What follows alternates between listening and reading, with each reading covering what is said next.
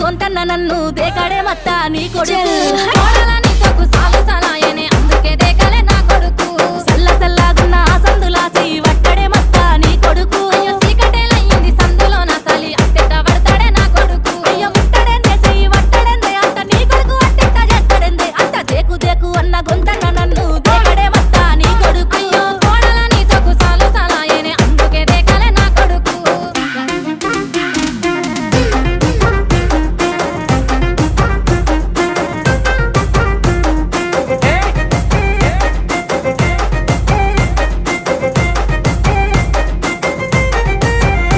ఇంట్లో నీళ్లు పోసి వెంచిన పూలను పట్టించుకోడత్తా నీ కొడుకు మట్టి పెట్టమంటావానే